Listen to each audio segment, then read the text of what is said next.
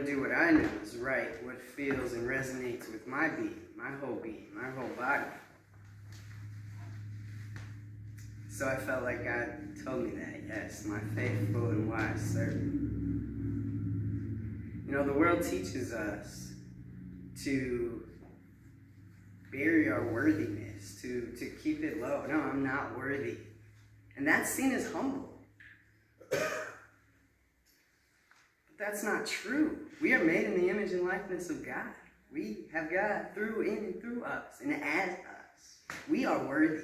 We're more worthy than we know, no matter what we've done. Because there's always a new day, a new dawn, a fresh start, and we can begin again. We can always begin again. Think a new thing.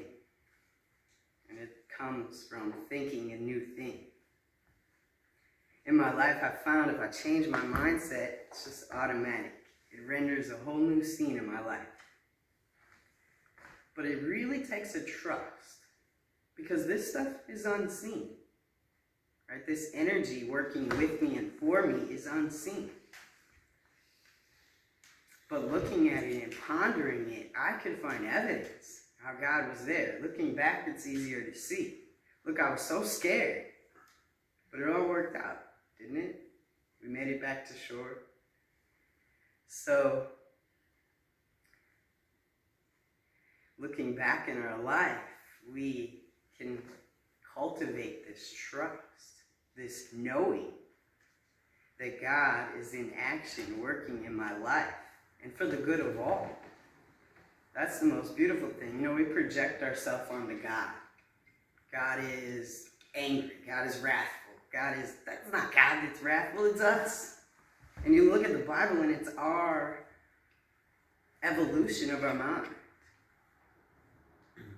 Our blooming. Who we thought God was. And coming to know God. That's our journey to know God. Where is God? God is inside of us. As Unity teaches, it's not some man outside in the sky in the clouds. It is within us. That spirit, as we meditated, we tap that energy. We touch God. So we are worthy. You are more worthy than you know. You are the light of the world. As Jesus said, he who follows me, he who follows my ways, my thinking, will have the light of life and shall not stumble. We can see because we bring the light into the world. So we can see in the dark. And as I was saying, it takes a trust. One, to acknowledge our worthiness. And two, a trust. The universe is good. The universe is for me. Everything in life is for me. Everything. No exceptions. For me and all. All of life. Right, we honor the earth. The earth is alive, breathing, beating. Energy. Evidence of that invisible magnetic field around us that protects us, shields us from the solar flares and all the things flying around in space. We have a shield around us, literally. And the earth is generating and perpetuating itself. The earth is alive. We are connected. The earth, trees are alive. Animals, all the animals. And all of it is for us all. Everything is here to serve us as a whole, the collective life. Everything, even the things that look tragedies and detrimental. We can say, how is this here to serve me? What is this here to show me? What does this come here to show me? If we are feeling discord with another person, we can say, what is it about me? Because that's the only thing we can change, that this bothers me so much. everything is here to serve us. So I had an interesting story about 2 weeks ago. I think it was 2 weeks ago. I was driving back from Michigan. It's a 4-hour drive to my house. And 4 hours later, I'm halfway there. It took me 6 hours to get home. A 4-hour trip turned to 6 hours. And what it reminded me of the Israelites. The 10-day trip, wasn't it? It took 40 years. How does that happen? But I've been saying, and you've heard me say, all is progress. All is progress. So as I found out where I was, I looked at my phone, I'm like, I'm heading towards Detroit? What? I'm almost to Detroit? I'm a half hour away from where I started.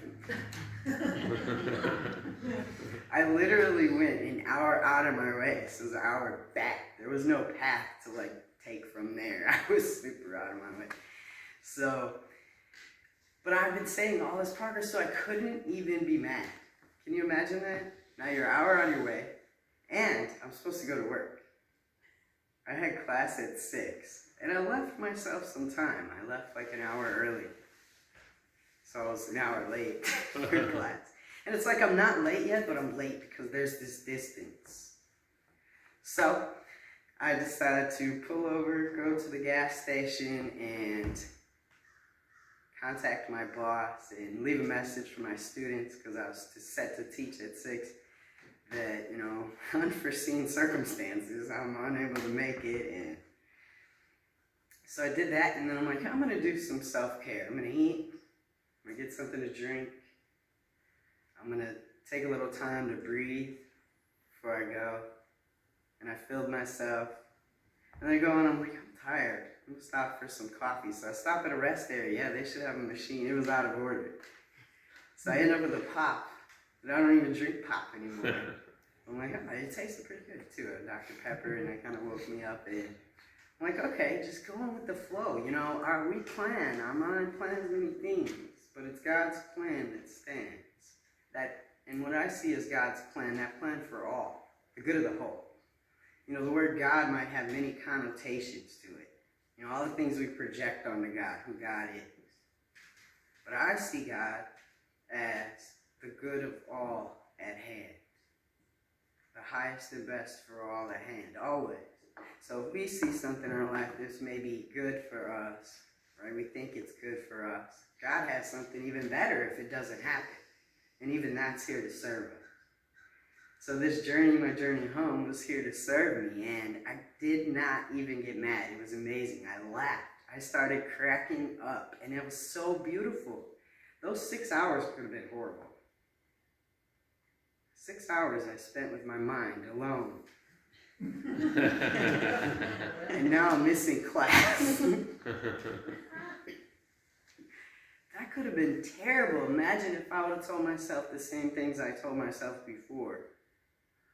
It's hard for me to even say it, right? You're stupid, or you're, can't believe you did that. You're so dumb. This is so dumb. Or all these thoughts. It's our thoughts that weigh us down. It's our thoughts that slow us down. It's only ever our thoughts that hold us back, that stop us, that limit us, because we are unlimited beings. And as I said, that infinite power within us, literally infinite, the depths never end. And you say, well, where does it go, right? My feet end. But have you seen a fractal? Has everyone seen a fractal? So they're pretty amazing. You could Google fractals and they're just beautiful images. You go to Google Images. And there's spirals. We knew about them mathematically a long time ago. But when computers came about in the 80s, it gave us the power to render the picture of them, the image of them. And with computers' computing power, we can see the image, these magnificent images. So if you can imagine something curling up and curling in, and it never ever stops, because you zoom in, you just see the same thing again. That's what a fractal is, the self-similarity.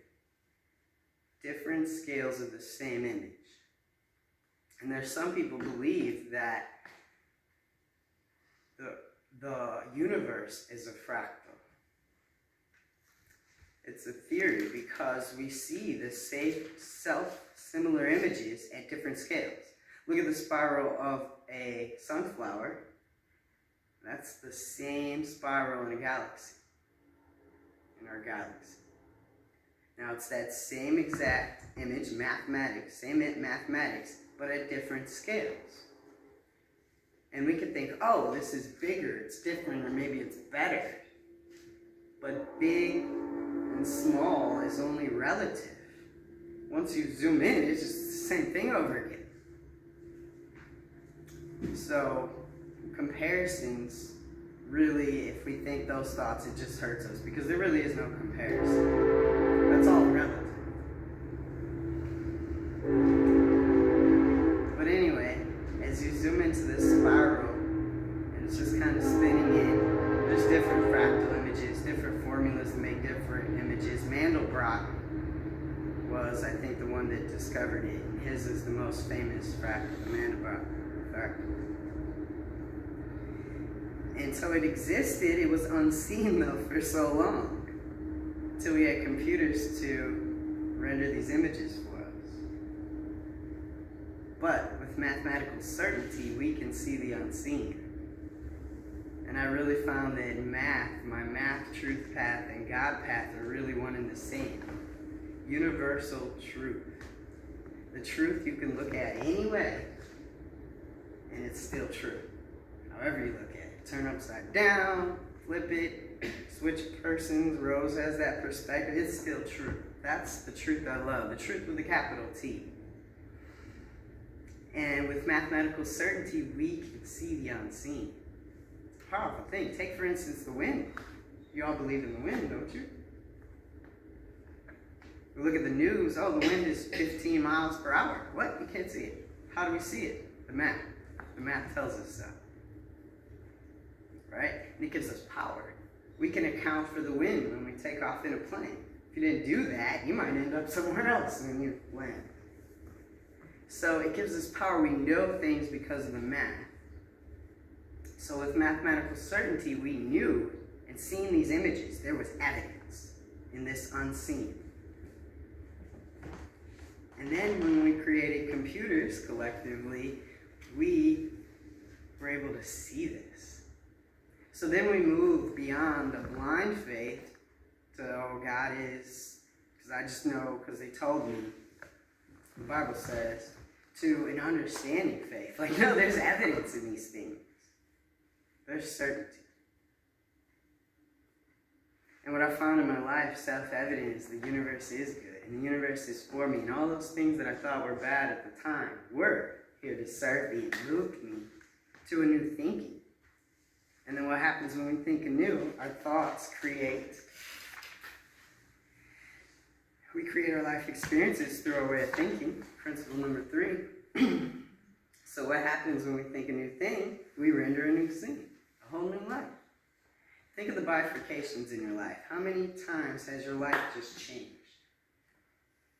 It's almost seemingly magically, instantly, like, wow, how did I get here? And then just like, whoa, how did I get here? We thought a new thing. We let those old thoughts go. And we don't think ourselves back there. And we think a new thing.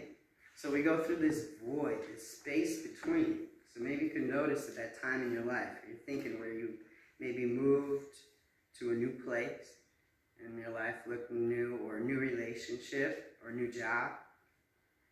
And that time in your life, there was some space between, a void, where you had to take that leap of faith. And I don't know what's going to happen, but I can stand and be unafraid because I trust. Trusting that this is for my highest good. This is meant to be. Everything happens for a reason. I've been saying that for years. And I hear many people say it. I'm like, yes. Yes, everything happens for a reason. Even this. So today, this year, I find there's more of a collective. There's more of a oneness. Like timelines merging. We're all in this together.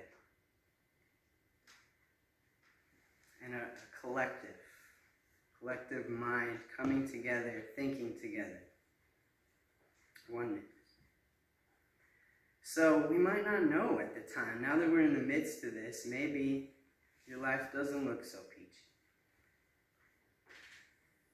And in the midst of it, we can trust that somehow this is going to work out. Somehow this is for my good. I don't know how.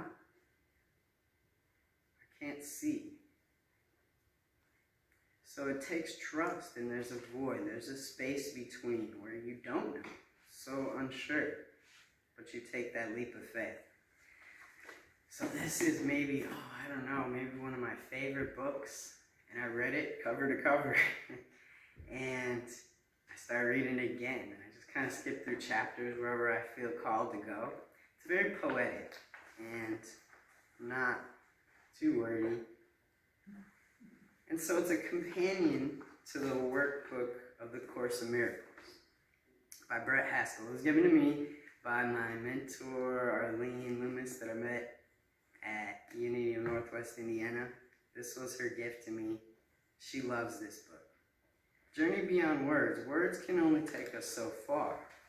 And this really was life-changing to me because I'm an intellectual. I got my mathematics degree. Very intellectual. So thoughts are everything, right? Thoughts. I'm going to think. I'm going to figure it out thinking. But really this comes to the point where we let it go. We have to let go of those thoughts and trust and release. And then it can happen. So I also found myself, and driving's a meditation for me. I found myself on another day trying to make it to church, fist clenched, trying to make it to church on time, and speeding, and I'm praying. But what I realized, and even this is here to serve me, there's tension in my jaw and my neck. And that is a signal. That is for my good. It's a signal to say I'm trying to control. And on this drive, the trip came to me, because I was late anyway. That was kind of another dumb thing, seemingly, that I shaved off 10 minutes in the trip, but I went to the wrong place. We have a new church property, but we're having services at a center, and I went to the church. And I made it on time, and I was like, wow, this is really interesting. But if we can stay in that space, because the moment we get frustrated and mad, that closes up and it's blocking us from receiving this gift. It's a gift. And I'm like, this is interesting. So that opened me up to say, not by my might. The scripture came to me not by my might. You know, we think that we have to control it, make it align, make it, and then, oh no, this is coming, gotta shove it out of the way so don't mess me up. But that's not how it works. It actually is grace, synchronicity. Things just come together. We just take the step of trusting, and next thing you know, resources come, or people come, the right words, or this video, or this book. So I kind of got sidetracked. But back to this book. So it took me to that place beyond words. Because really it's in the silence. My soul alone waits for God in the silence. As Rumi said, when his disciples told him, you know, why all these words? You talk about silence, but with all these words. And he says, the silent one in me never said a word.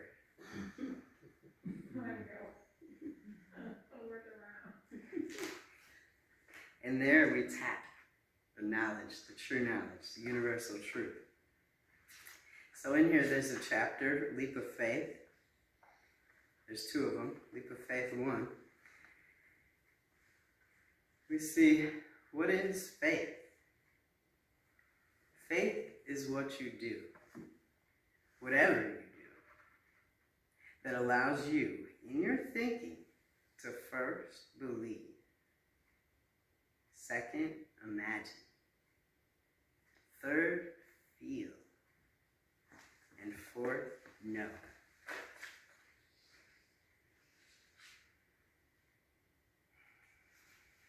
that you are the Son of God. Now this is a capital S, the collective Son of God. We are one collective consciousness. We are all connected. Even quantum physics has verified that. Everything is connected. So the last step, the knowing, is not something you can do here. However, do not fear, for God himself to wrap you in his arms and carry you safe and secure into the knowledge of what you are. That's our journey. Who are we? Who are we? And our senses can never tell us who we are. Our senses will never tell us who we are. Look at the image in the mirror. We don't see ourselves. One, you're just a still image. It's kind of probably looking all crazy at you. My friend, anytime I pull out a camera, she's like, well, no wonder why you think you're ugly. Yeah, that's not the case. You can only see the sweet face that I see. You know? And so looking in the mirror, we're inanimate. We're just standing there. You know, so we don't see the animation of the Spirit through us that animates us. We don't see that beauty. We might not see it that way. So we have others, right? Others. There really is no other. And there our self gets mirrored back. So in anything, it goes either way. If I'm judging, you're this, you're that.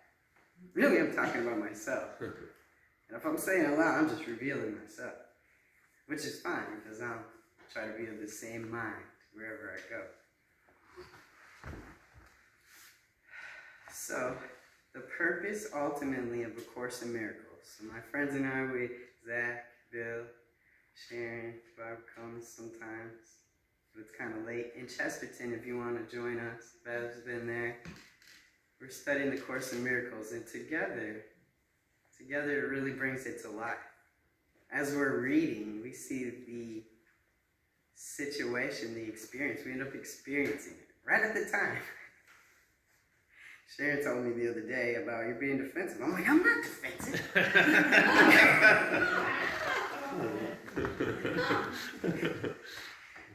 Apparently, I didn't see myself. But so the purpose ultimately of A Course in Miracles is bring you to a point where you can say, I do not know. As Socrates said, that's the first step in wisdom. And still be unafraid.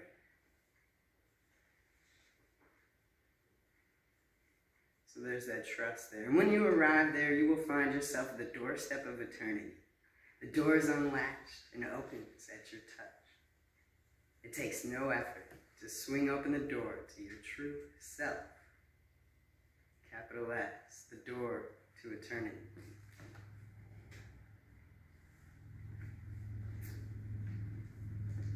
So words can take us to a point, but it's really wordless to go through. And science actually confirms this. I think it's a psychology thing where our communication, did you know only 10% of our communication is our words? Only 10% of communication is our words. You would think communication is talking. Only 10%. So what's the other 90? Huh? Body language. 60%. That's a huge one. Right. I thought it was texting. Those will go with the words, the 10%.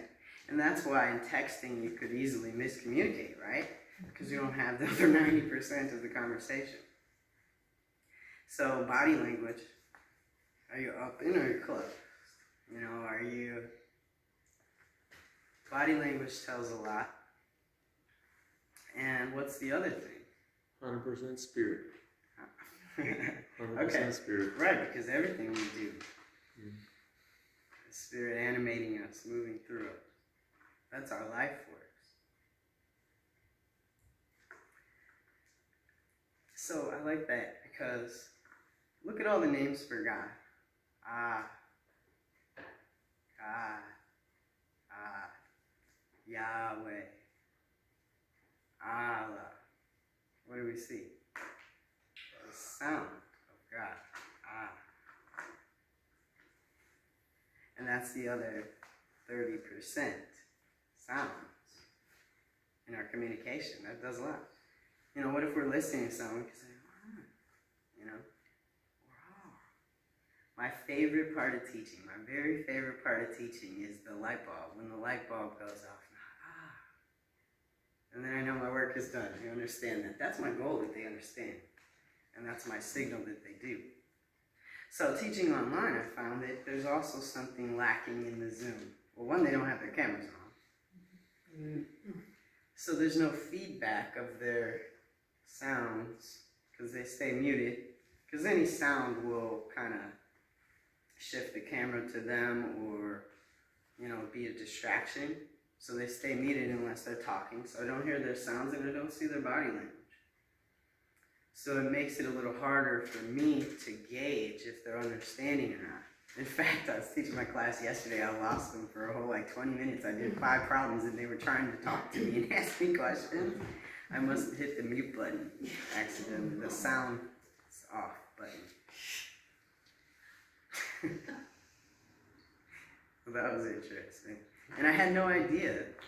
They were trying to contact me, message me, but my sound was off. And then finally one did the hand raise. I'm like, oh, good, genius. That caught me.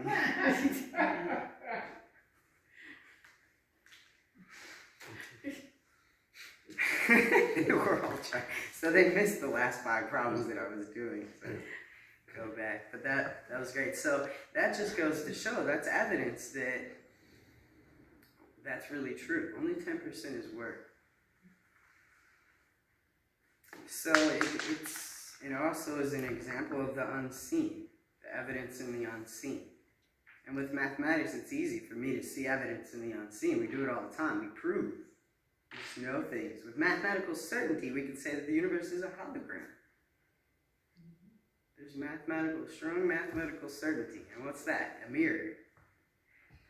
And even our DNA has all the instructions for every cell, tissue, for every part of our body.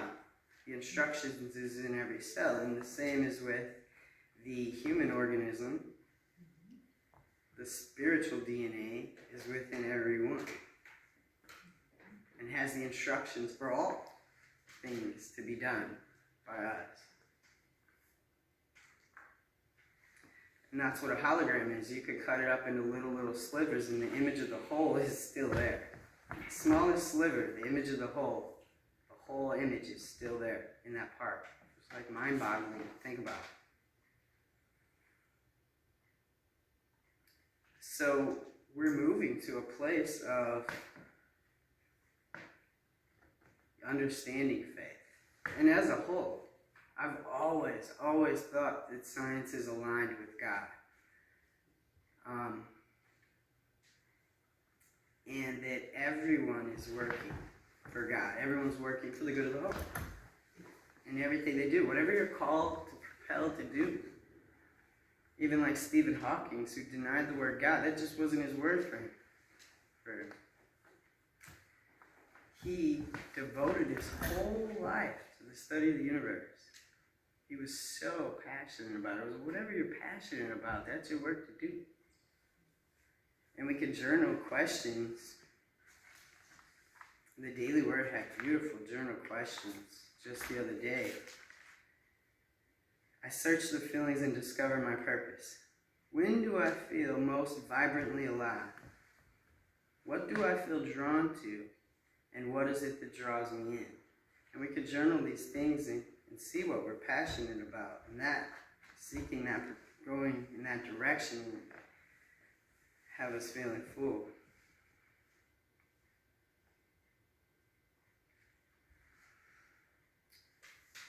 So science, even science, people have devoted their whole lives to the advancement of mathematics and science and psychology. And it all is helping bring us to an understanding faith. Who we really are. That's our journey. Who are we really? Our senses will never tell us. Because when we look in the mirror, we don't see brightly, clearly.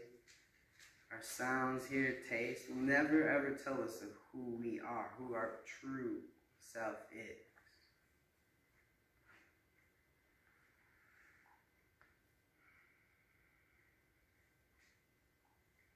Faith is that energy of all things hoped for. Everything you never hoped for, our passions, our desires. So daily I ask, what will you have me say? Where will you have me go? What will you have me do? And daily I make a daily word online. And it served me first, because it's ingrained, these words. And at first when I started, sometimes I wasn't there yet. Start reading the daily word, you're not to that point. Oh, I don't forgive. Maybe I have to work on some forgiveness or something. And now I've come to a point where, like Joy yesterday, I'm living this. This is my life. I live this. Unity is about the practical application of these things, applying it to the world. And my math and studies has prepared me to do that. So I sat this morning, I'm like, God, I'm prepared. God said, everything has prepared you for this. I am prepared. He has prepared me.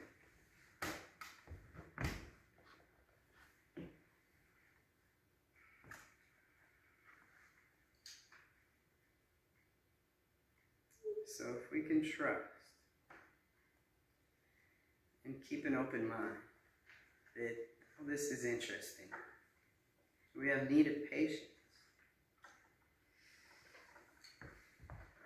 If we could be patient in those seeming mistakes, the seeming challenges, the seeming mess ups, if we can be patient in that, it will use that to move us to greater good, which is what we really want. Our journey is through consciousness. And things in life, experiences happen to shift our consciousness. And look, we've had a major shift of the whole consciousness this year. And things are here to serve us to shift our consciousness. And once we think a new thing, it will in turn render a new scene. And that's what we really want to happen. To move to greater good, to keep moving to greater good. Because stagnation is what keeps us weary. So I'm trusting. I believe that the universe is good. Everything has come here to serve me. And that everything I've done, every step, whatever I do, has prepared me for this day. Whatever I'm to do this new day. So, years ago, I made my goal to be 24/7 mindfulness. 2 scriptures I love that I've written on my heart is continuing instant in prayer. Prayer never ceases. And there's a song, every thought becomes a prayer.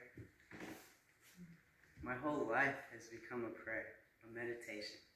I'm driving, I'm meditating. I'm doing the dishes, I'm meditating.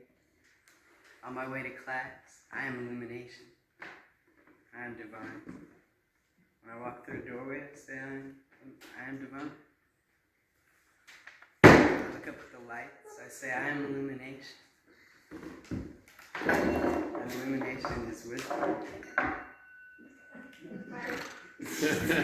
Hands up.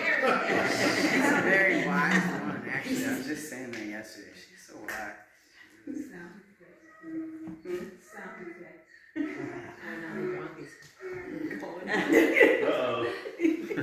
Animals are wise too. I'm looking at cats like they're gurus. One of my favorite things by Eckhart Tolle was, I've met many gurus in my life, and they all were cats. My cat, my guru. So I prayed for that I would continue instant in prayer. And a couple weeks ago, I think right before I took the 6-hour drive home, I looked up at the sky and it's like God told me, you're there, yes. Your whole life is a meditation. You think about me all the time. As David was a man after God's heart. And Solomon asked, you could have anything, and he wanted wisdom, more precious than rubies, more valuable than gold. These things I seek, and you shall find. So faith is something we do, whatever we do. We all have faith. Where is your faith? What is your faith in? Is your faith in your history? Or I've done this over and over, and I want to do it again. Or I always mess things up, or I'm going to mess things up. Is it in this sugar pill, this placebo, that they tell me it's going to heal me, and I believe, and it does heal me? Because as we believe, so it is. And faith first. We believe, right? So, what did it say? Faith first.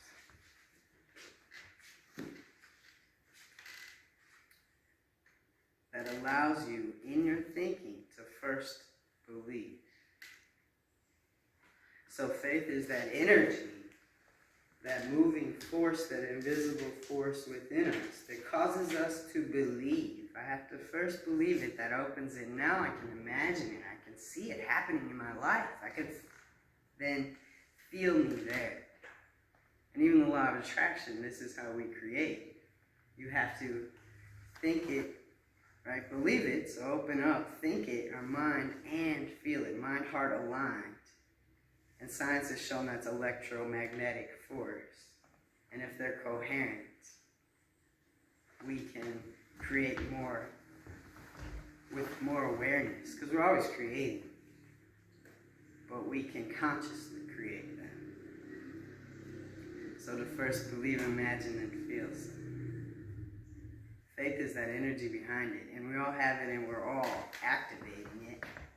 But it's to look at it, to be conscious of where am I activating it.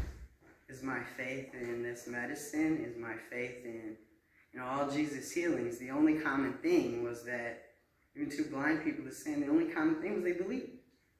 Whatever he had to do, that they would believe. One from a distance, one to go wash in the ponds, one clay. It wasn't about the ailment itself. It was about the person and what they had to do to believe. So by faith, all that appears is made from what doesn't.